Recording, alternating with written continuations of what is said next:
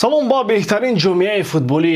имрӯз мо чанд хабар ва овозҳои футболӣ дорем ва дар бораи онҳо суҳбат мекунем. инчунин дирӯз дар премер-лига як бозии муҳим гузашт ва мо ҳозир онро муҳокима мекунем. дар хотир доред ки имрӯз ман дар телеграми худ эфир дорам. мо аввал бозии Реал Мадрид Осасунаро бо пахши мустақим мегузорем, баъд бозии калон Бавария бар зидди Байер Ливеркузен.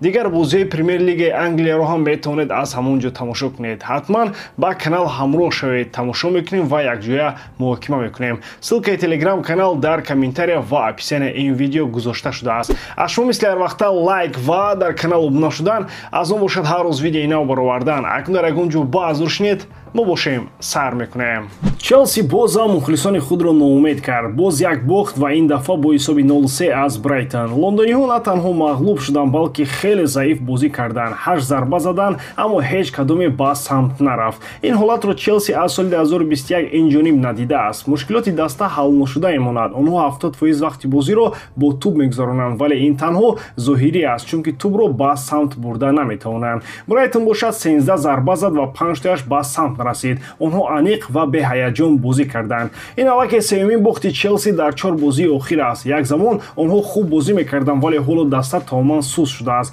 ва аз ҳама ташвишовараш он аст ки ин танҳо як хато нест, ин ҳолати муқаррарӣ барои Челси шудааст. оё даста метавонад дар байни 4 ҷои аввал бимонад? ҳоло имконият аст, вале агар онҳо ҳамин тавр идома диҳанд, ваъз бозам бадтар мешавад. бозии навбатӣ бо Астон Вилла аст ва бо чунин ҳолат Челси метавонад бозам бохт кунад.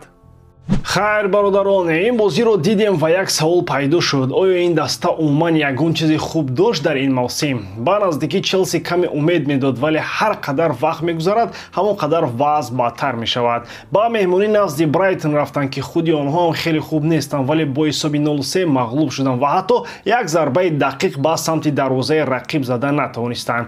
70% вақт туб дар наздашон буд, вале чӣ фоида? ин бозӣ набуд, танҳо тубро ба якдигар пас медиҳанд ва халос. ҳамла нест, идея нест, мехоҳанд як чизе созанд, вале намедонанд чӣ тавр. Брайтон 3 гол зад ва метавонист боз бештар занад. андеша кунед, Мареска тамоман аз ӯҳдаи даста намебарояд, вале мушкилӣ танҳо дар он нест. клубро ду роҳбари беақл сохтанд ки бидуни нақша бозингаронро хариданд ва ҳоло ҳайрон ҳастанд ки чаро даста кор намекунад. дар зимистон чанд бозингар фирор карданд. нукунку аллакай омода аст равад. ин аломати хеле бад аст. агар бозингарон ба даста бовар надошта бошанд, пас мо бояд умедвор шавем ки ҳамааш беҳтар мешавад. 2 моҳ пеш мо фикр мекардем ки Челси метавонад барои ҷои дуюм мубориза барад. ҳоло бошад танҳо як фикр дорем, фақат дар ҷои 4 бимораду халос. агар чунин идома ёбад, ҳатто ин ҳам имконпазир мешавад.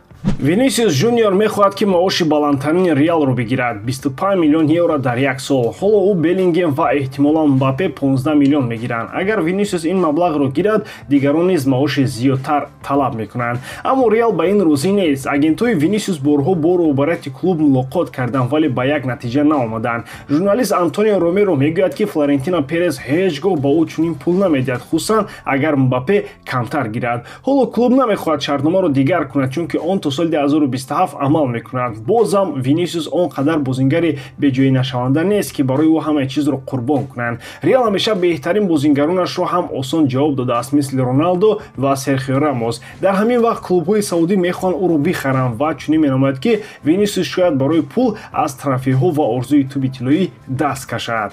хуб, Вини мехоҳад аз ҳама бештар маош гирад, лекин мушкилӣ дар он аст ки ӯ на Роналдо аст, на Зидан ва ҳатто на Бензема ки клуб зуд талаботҳояшро қабул кунад. бале, ӯ бозингари хеле хуб аст, вале Реал касеро дӯст намедорад ки мехоҳад аз клуб пули зиёд гирад. Перес ба чунин чизҳо ҳамеша немегӯяд. мо инро бо Криштиано дидем, бо Рамос ҳам ҳеҷ кас натавонист ӯро маҷбур кунад. пас Вини фикр мекунад ки ӯ метавонад. шартномаи ӯ то соли 2027 аст. агар маоши ӯро зиёд накунад, ӯ ё дар Реал мемонад, ё рафтанашро интихоб мекунад ва агар Саудӣ пешниҳод кунад, шояд зуд биравад. дар он ҳолат дар бораи туби тиллоӣ фаромӯш кардан лозим аст, лекин суръатҳисобаш пур мешавад. Вини ҳоло яке аз 5 бозингари беҳтарини дунё аст, шубҳа нест, вале 25 миллион евро тоза ин бисёр зиёд аст. ҳатто Бавария ба Мусиала 25 миллион дод, вале ин маоши чиркин аст, на тоза, фарқияти калон дорад. ҳоло интихоб бо Винисиус аст, ё шӯҳрат ва трофеҳо ё ин ки пул. вале дар Реал ӯро дигар он қадар муҳим намешуморанд ки ҳамаи талаботҳояшро қабул кунанд. бино ба маълумоти АС клуби Реал фикр дорад ки Раул Асенсиоро ба дастаи асосӣ пурра дохил кунад. Агар ин тавр шавад, пас онҳо метавонанд тобистон ҳимоятгари нави марказӣ нахаранд, ҳадди ақал то он даме ки бозингари воқеан хуб пайдо шавад. Айни ҳол клуб ҳанӯз қарор нагирифтааст. Ин масъала танҳо пас аз анҷоми мавсим ҳал мешавад. Аммо агар Асенсио нишон диҳад ки ӯ метавонад дар сатҳи баланд бозӣ кунад, эҳтимол аст ки онҳо умуман ба харидани ҳимоятгар ниёз надоранд. Раул аллакай 11 бозӣ дар Ла Лига кардааст ва нишон медиҳад ки метавонад ба ҳайати асосӣ ворид шавад. Магар маъно дорад ки клуб 70-80 миллион евро барои ҳимоятгари нав харҷ кунад, вақте ки бозингари худӣ аллакай на камтар аз дигарон бозӣ мекунад. Дар баробари ин боз як истеъдоди ҷавон дар даста аст. Хакобо ки 17 сола аст, ҳоло ҳанӯз пурра омода нест, аммо ояндаи хуб дорад. Ба пеш баровардани бозингарони худӣ ҳамеша беҳтар аст, на ин ки пулро ба дигар клубҳо диҳанд. Ягона саволе ки мемонад, оё Асенсио омода аст? Ӯ танҳо ба шарофати шавқу ҳавас ва хоҳиш бозӣ мекунад ё дар ҳақиқат сатҳи баланд дорад ки оянда бозам беҳтар мешавад?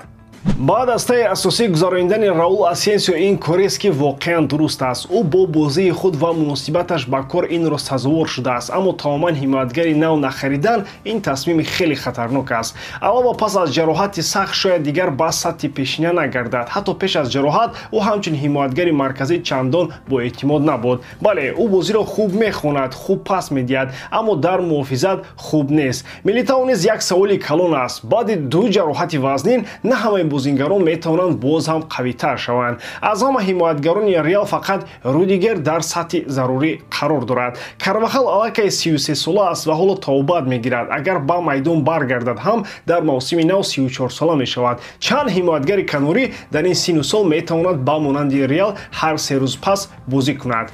Каманд.